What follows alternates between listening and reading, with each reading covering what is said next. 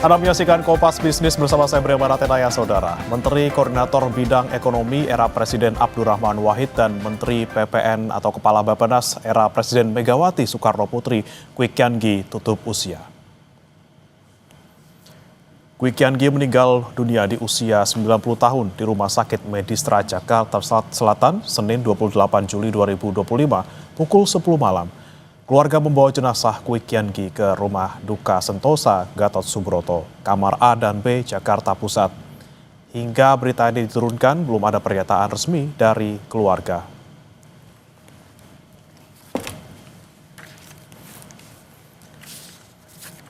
Kwi Kian Gi, ekonom era reformasi yang juga pernah menjabat sebagai Menko Bidang Ekonomi era Presiden Abdurrahman Wahid, meninggal dunia di usia 90 tahun.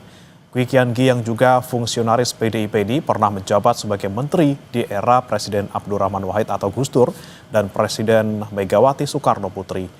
Kwi Kian Gi sudah menjadi ekonom di era Presiden Soeharto. Sebagai bentuk pengabdian untuk dunia pendidikan Indonesia, Kwi Kian Gi mendirikan Institut Bisnis dan Informatika Indonesia.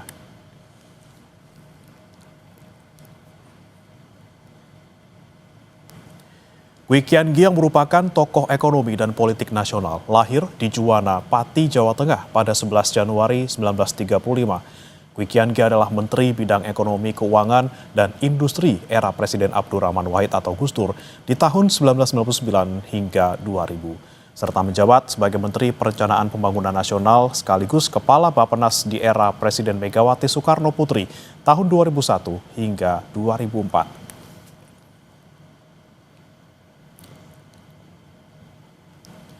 Sementara itu, kabar duka disampaikan beberapa tokoh nasional, salah satunya dari Sandiaga Uno.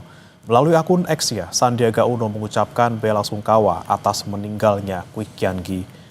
Kwi Kian Gi sempat menjadi penasihat bidang ekonomi pasangan Prabowo Subianto Sandiaga Uno jelang pemilu 2019 lalu. Menurut Sandi, Kwi Kian Gi adalah mentor yang tidak pernah lelah memperjuangkan kebenaran. Selain itu, Sandi juga mengunggah foto bersama Kwi Kian Gi dan Prabowo Subianto.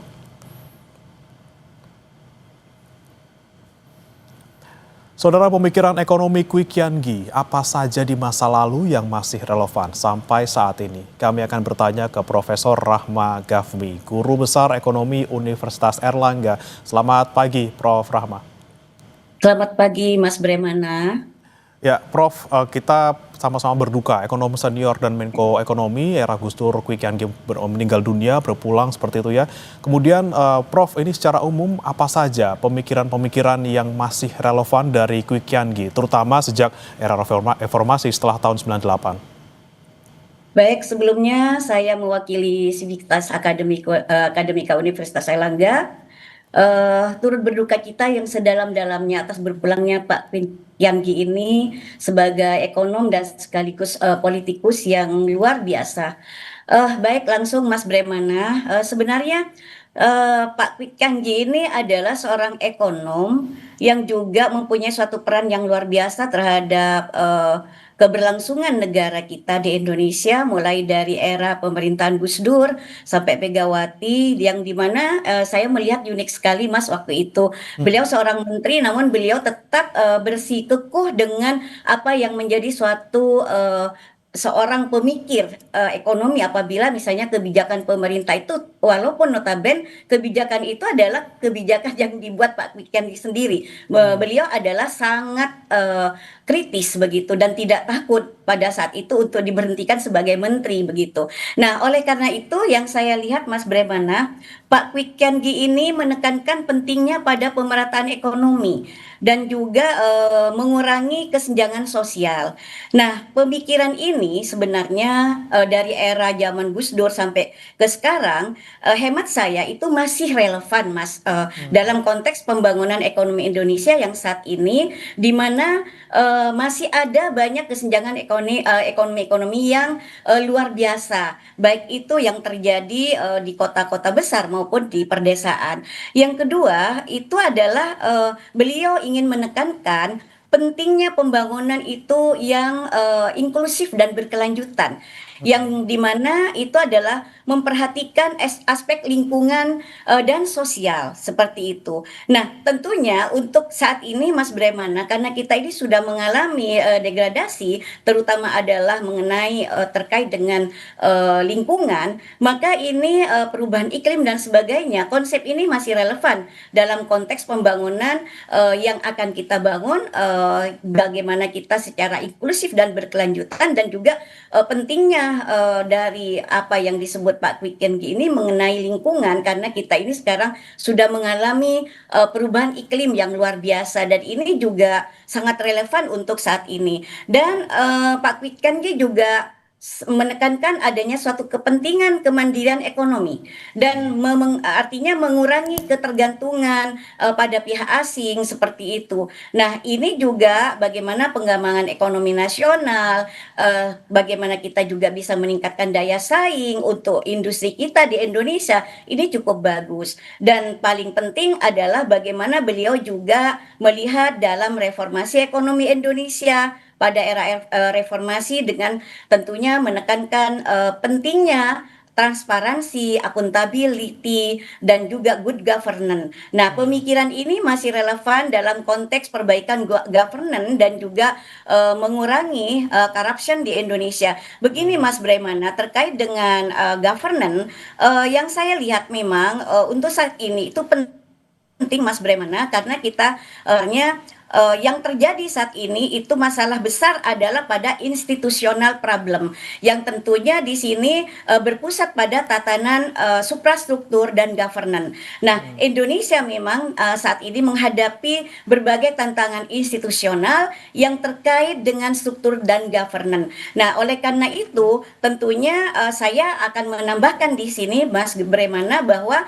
struktur itu mulai dari birokrasi yang kompleks, artinya proses pengambilan keputusan yang lambat dan juga berbelit-belit dapat menghambat efisiensi dan efektivitas pemerintahan, ini juga perlu diperhatikan sesuai dengan apa yang menjadi suatu masukan-masukan dan pemikiran-pemikiran tajam Pak Kwi. Dan juga mengenai sentralisasi versus desentralisasi. Artinya yang saya lihat antara perimbangan antara kekuasaan pusat dan daerah juga itu masih menjadi tantangan dengan beberapa pihak merasa bahwa desentralisasi itu belum berjalan efektif. Apalagi sekarang banyak sekali kebijakan yang top down.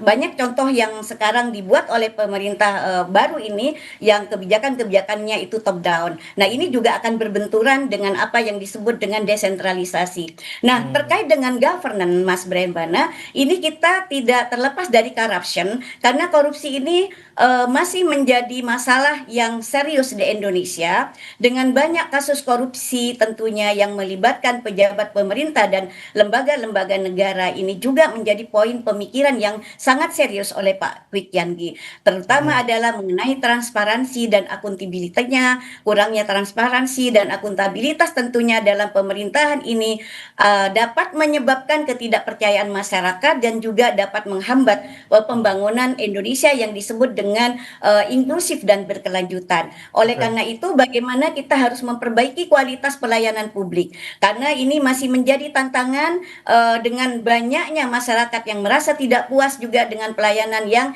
diberikan oleh pemerintah. Apa yang perlu diperbaiki oleh pemerintah? Upaya-upayanya adalah bagaimana pemerintah itu dapat mereformasi birokrasi ini untuk meningkatkan efisiensi dan efektivitas pemerintahan, serta tentunya transparansi dan akuntability, dan juga menegakkan suatu keadilan dan memberikan suatu corruption yang bekerja sama antar aparat penegak hukum yang terintegrated, itu sangat penting. Ya. Oleh karena itu ini penting sekali. Nah, pemikiran-pemikiran yang lain itu masih banyak Mas Bremana, terkait dengan mulai dari kita melihat dari pengembangan sektor real dan sebagainya, itulah yang diberikan oleh Pak Kwi Kian Gi, pemikiran yang sangat tajam.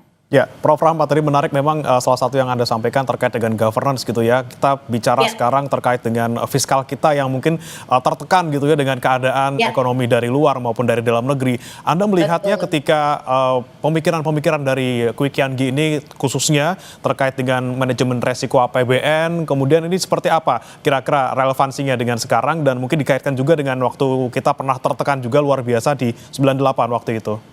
Ya, gini Mas, Pak Kwik Kian Gi itu menekankan pentingnya diversifikasi ekonomi, untuk mengurangi ketergantungan pada satu sektor atau sumber pendapatan. Hal Hmm. ini tentunya, yang hemat saya itu masih relevan dalam konteks, di mana Indonesia itu, perlu meningkatkan diversifikasi ekonomi untuk mengurangi risiko ketergantungan pada komoditas tertentu. Karena kita tahu bahwa, kita Indonesia masih banyak sekali impor komoditas, bahkan ada 11 komoditas kita masih impor, Mas, Bremana. Hmm. Terus yang kedua, bagaimana, Quick Count di sini juga menekankan pentingnya manajemen risiko APBN yang, prudent dan hati-hati. Karena ini pemerintah juga perlu mengelola APBN dengan kehati-hatian untuk menghindari, risiko default, ataupun risiko defisit yang besar, serta juga meningkatkan stabilitas ekonomi yang, tentunya sangat membawa dampak yang kurang baik terhadap masyarakat, terutama pada kesejahteraan. Walaupun saya tahu bahwa seluruh kebijakan yang diberikan atau yang dibangun oleh pemerintah itu adalah tujuannya untuk kesejahteraan masyarakat,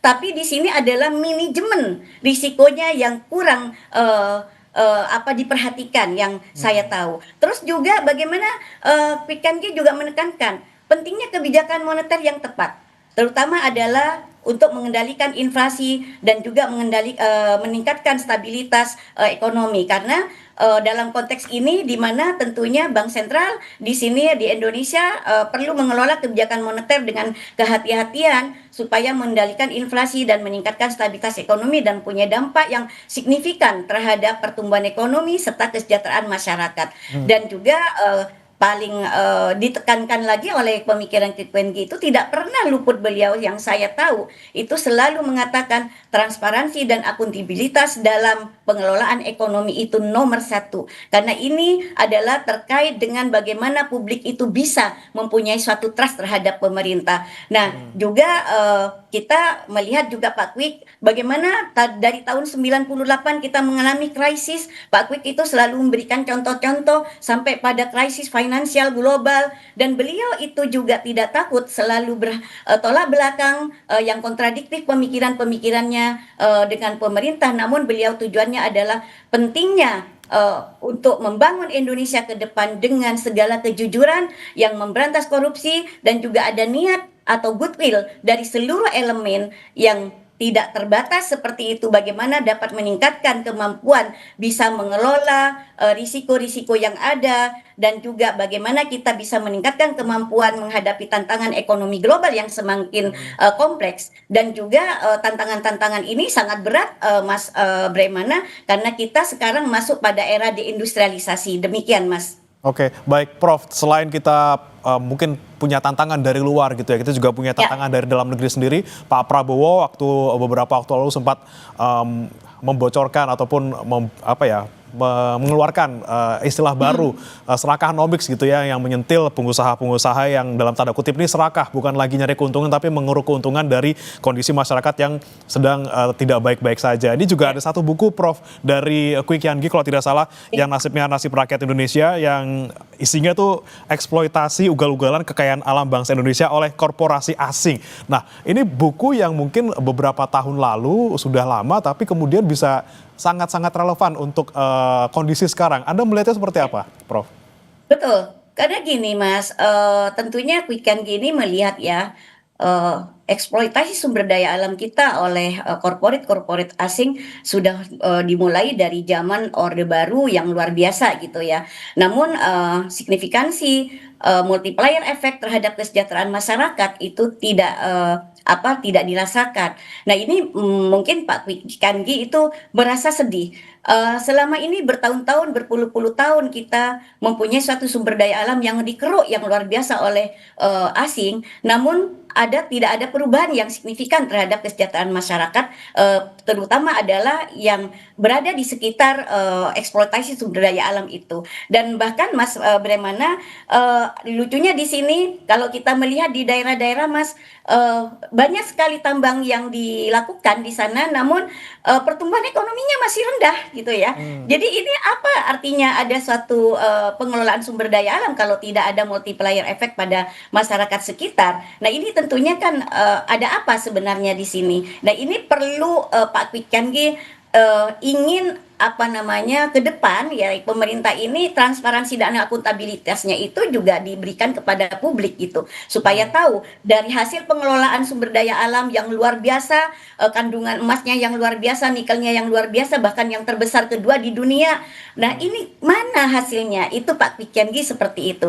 Nah, ini mungkin Mas Bremana, pemerintah ini juga dalam hal ini dalam mengelola bisnis yang ada sekarang ini tentunya juga berpikir untuk keberlanjutan pada program pembangunan yang sustainable, inklusif dan berkelanjutan. Hmm. Kenapa? Jangan sampai salah urus gitu, jangan sampai mismanage gitu ya, memanage cara-caranya memanagenya itu salah gitu ya. Hmm. Nah ini yang nanti akhirnya akan berdampak pada siapa yang rugi, yaitu masyarakat kita sendiri yang akan Hmm. mengalami gitu. Oke. Jadi ini perlu pemikiran-pemikiran yang tajam karena gini Mas Ya. Brebana, kita ini sekarang ya dulu era Soeharto itu mempunyai suatu model perencanaan yang spesifik dan terstruktur dengan repelitanya gitu ya. Nah, sekarang ini nggak jelas runtutannya apa yang harus jadi skala prioritas, apa setelah skala prioritas itu terjadi, apa berikutnya, mana yang paling penting, yang harus paling berdampak pada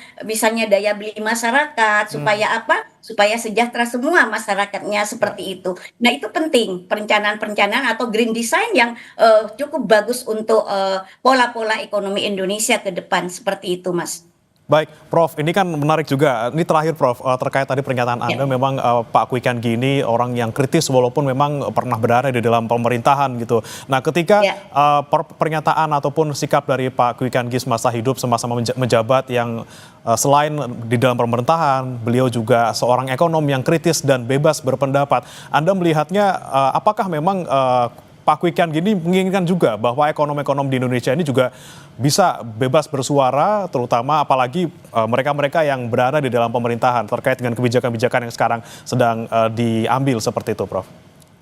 Betul Mas Bremana. Jadi beliau itu menginginkan, walaupun kamu masuk ke dalam pemerintahan, tapi kamu bersuara kalau itu nggak benar gitu loh. Hmm. Kenapa? Karena ini kalau kamu membiarkan, maka itu akan memasuki pada jurang yang lebih dalam, jurang-jurang kesalahan yang lebih dalam, yang juga akan mengancam Hmm. pada keberlangsungan ekonomi yang sustainable, keberlangsungan pada kesejahteraan masyarakat ke depan seperti itu. Artinya Pak Kwi Kian Gi itu menginginkan walaupun kalian itu masuk ke dalam pemerintahan, kalau itu memang kurang betul, pada artinya signifikansi pada multiplier efek kesejahteraan masyarakat Indonesia, ya kamu sampaikan, nggak perlu takut.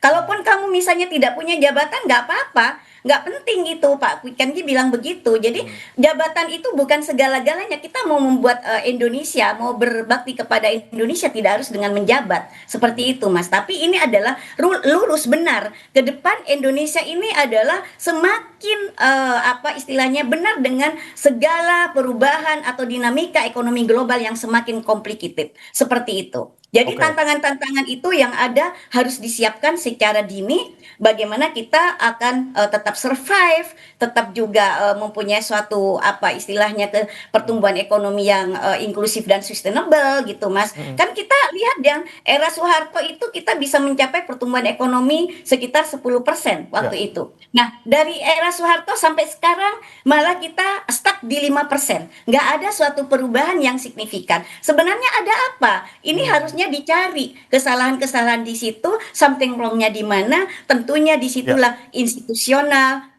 governance dan struktural dan sebagainya itu harus diperbaiki secara gradual dan radikal. Inilah peran ekonom baik yang di dalam maupun luar pemerintahan untuk bisa memberikan masukan, menunjukkan mana yang benar, mana yang salah, apa yang harus dilakukan, jangan sampai salah urus karena ujung-ujungnya nanti seperti kata Anda ya, masyarakat yang dirugikan. Terima kasih Prof. Rahma Gahmi, Guru Besar Ekonomi Universitas Airlangga telah bergabung bersama kami di Kompas Bisnis. Selamat pagi Prof.